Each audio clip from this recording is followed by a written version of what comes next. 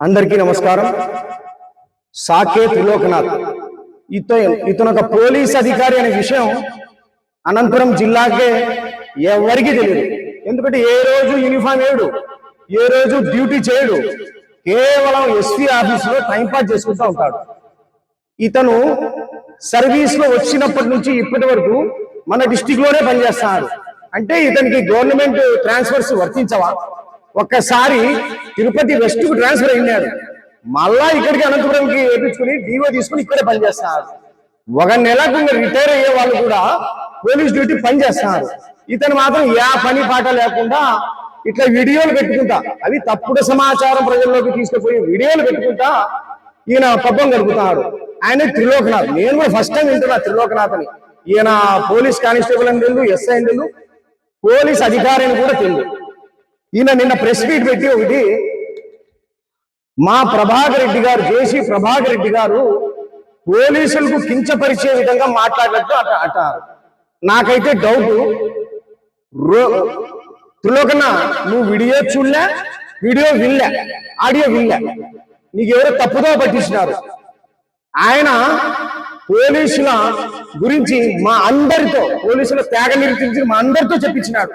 ఆయన కూడా కేవలం ఒక ఉన్నతాధికారి తాడపత్రి ఏఎస్పీ రోహిత్ కుమారు, అతను ప్రోటోకాల్ మర్చి పని చేయడం లేదు. ఇక్కడ ఆయన ఊరికనే ఒక వీడియో చేసి కాళ్ళు ఇంచుతా చేతులు ఇంచుతా అని చేస్తాడు, కానీ ఇక్కడ అతను చేసిండేది ఏం లేదు.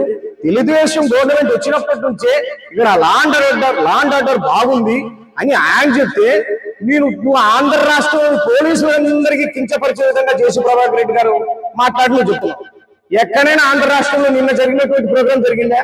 మీరు ఎక్కడైనా కొన్ని జిల్లా కేంద్రాల్లో కవాచు చేశారేమో, కానీ జేసీ ప్రభాకర్ రెడ్డి గారి ఇంటి వద్ద నుంచి పోలీస్ స్టేషన్ సర్కిల్ వద్ద వరకు ఆయన గారు, ఆయన వెంట మేమంతా పోలీసుల గురించి పాటలు పెట్టుకొని పోలీసుల త్యాగ గురించి ప్రజలకు తెలియజేసుకుంటూ వెళ్ళినాం. పోలీసులు, మంచి పోలీసుల పట్ల గౌరవం ఆ విధంగా మేము ఇస్తాం. మా జేసీ ప్రభాకర్ రెడ్డి గారు ఆ విధంగా ఇస్తారు.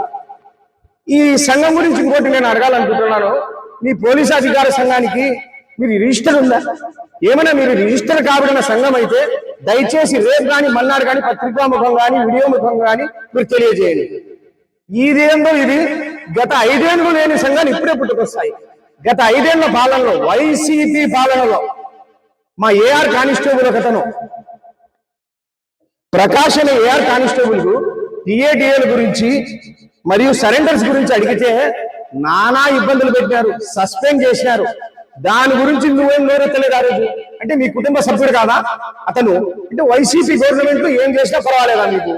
అప్పుడు మంత్రిగా పనిచేసిన రోజా స్వయాన ఒక సీఐని చెప్పుతో ఒకటి అనింది, అప్పుడు నువ్వు నోరు మెదపలే. మన కడపలో ఇంటెలిజెన్స్ సీఐకి దాడి చేస్తే దాని గురించి నువ్వు ఖండించలే. అదే విధంగా ఇంటెలిజెన్స్ డీజీగా వెంకటేశ్వర సార్ ఉన్నప్పుడు గత ప్రభుత్వంలోనే నోటికి వచ్చినట్టు వైసీపీ లీడర్స్ మాట్లాడినారు. ఆ రోజు నోరు మెదపలేదు. అంటే నీకు ఏం ఆ వైసీపీ గవర్నమెంట్ మీకు భయమా, భక్తా? నాకేం అర్థం కాలే. లేకపోతే రాజకీయ లబ్ధి కోసం ఆ పార్టీ టికెట్ ఆశించి నువ్వు ఆ రోజు మాట్లాడుకున్నాను, నాకైతే అర్థం కావడం లేదు. ఏదేమైనా మీ సంఘం రిజిస్టర్ అయ్యేది మాత్రం 2-3 రోజుల్లో మీరు పత్రికా ముఖంగా చెప్పాల్సిందే. ఇంకొక విషయం, ప్రభాకర్ రెడ్డి గారికి క్షమాపణ చెప్పాలా?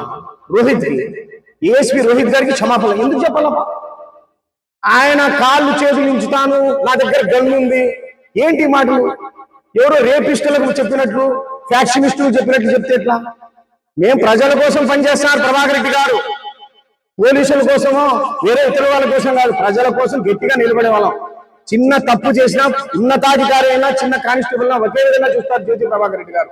అది పోలీస్ శాఖ కానివ్వండి, ఏ శాఖను తీసుకోండి, ప్రజల పట్ల బాగుండాలా. మీరు ఓన్లీ డిఎస్పీ ఆఫీసులో కూర్చొని నేను చాలా చక్కగా చేశాను, ఇక్కడంతా కంట్రోల్ చేశాను అంటే ఏంటి నువ్వు చేసిన కంట్రోల్?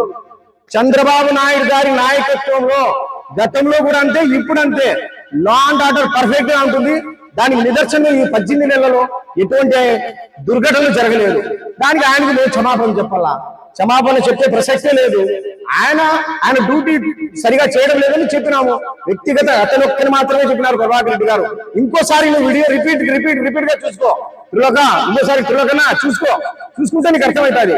ఎవరు చెప్పిన మాటలు విని ప్రెస్ మీట్ మీద కూర్చొని నువ్వు అన్ని స్టోరీలు చెప్పుకుంటూ వచ్చావు మీ కుటుంబం గురించే.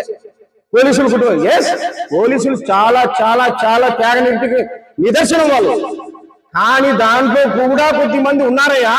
లాస్ట్ గవర్నమెంట్ లో చైతన్య ఈ మహిళా కౌన్సిలర్లందరికీ ఎంత ఇబ్బంది పెట్టినాడు అంటే, ముందు ఏదో సాగుతుంది, నా కొడుకు వేరే వాళ్ళని కొట్టచ్చు కానీ వేరే వాళ్ళు నా కొడుకు చిన్న మాట కూడా అనుకుంటున్నట్టు మీ కుటుంబ సభ్యుడైనా, మీ పోలీసు కుటుంబ సభ్యుడైన చైతన్య ఆ రోజు మాకు ఎంత ఇబ్బంది పెట్టాడు.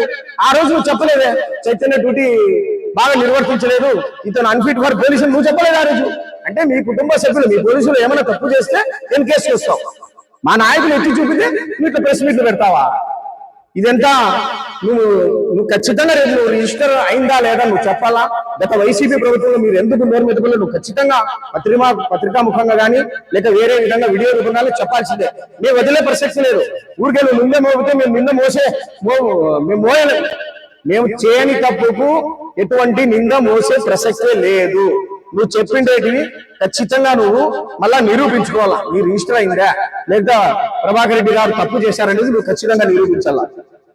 ఇంకోటి, మా యాడికి మండలంలో వైసీపీ నాయకులు మా తెలుగుదేశం పార్టీ కార్యకర్త మీద వెంకన్నపల్లిలో అతి దారుణంగా దాడి చేసి కొడితే ఇంతవరకు నువ్వు కేసు కట్టలేదు కదా. కేసు కట్టారనా?